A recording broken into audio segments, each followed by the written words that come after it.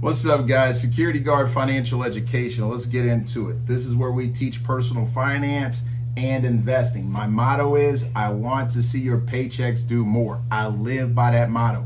Let's see, make your paychecks do more. Okay, it's not what you make, it's what you keep. And if you get financial literacy, you will understand how to play this money game in America.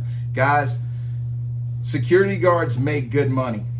That is the truth. If you don't believe me, go on Indeed, look up some different jobs, some different positions, and you will find that the money that you're making is in the zone of people with college degrees and 3 to 5 years of experience. Okay? You need to find, it's not what you're making. You need to find a way to get more out of what you're making. And that's why I'm doing this podcast. Okay? So right now, I want to get into personal financial statements. Okay?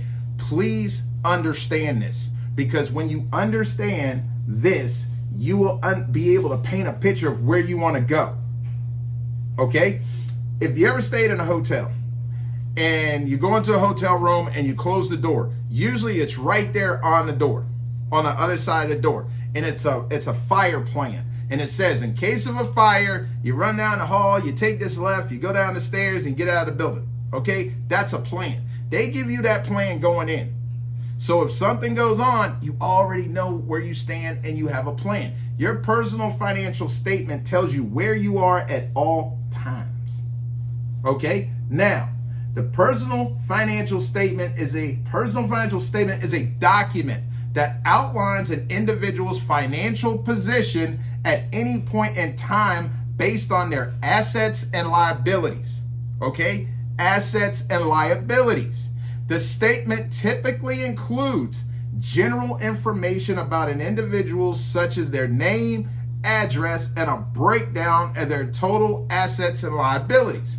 Now, this is important, guys, because we need to understand what the hell are assets and liabilities. Okay? What are they? Now, a personal financial statement lists all assets and liabilities of an individual or a couple.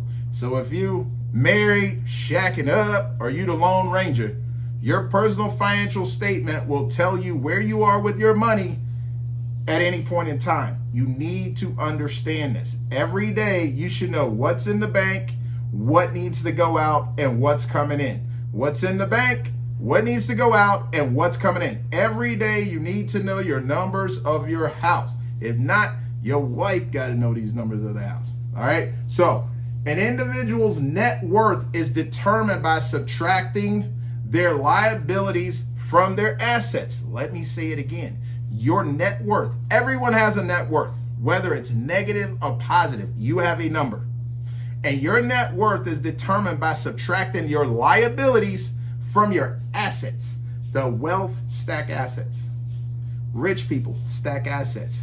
You should be stacking assets and stop buying junk and dumb stuff at the mall. Don't shoot the messenger. I'm going to shoot you straight.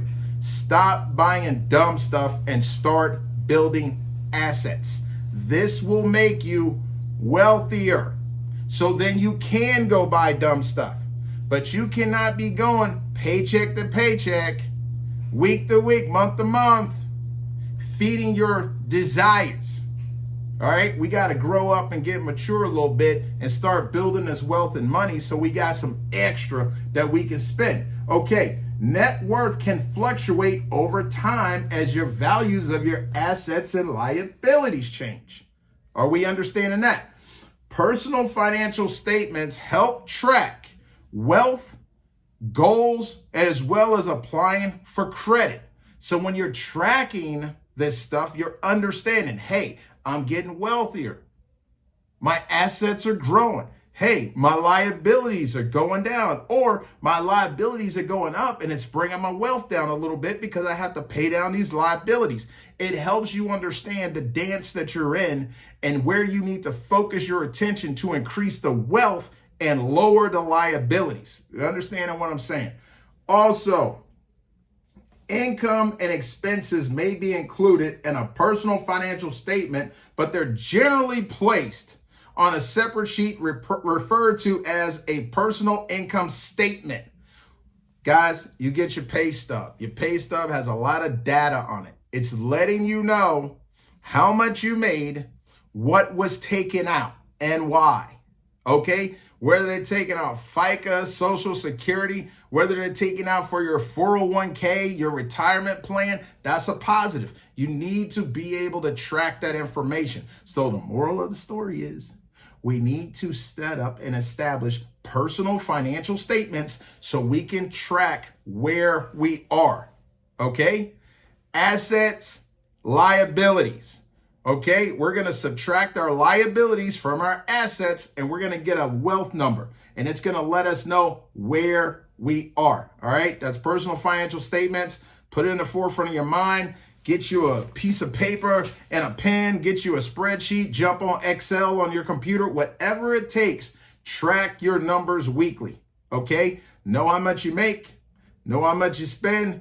Know everything about your personal numbers. I appreciate you guys. Stay encouraged. Reach out to me if you need help with anything, and I'll see you in the next video.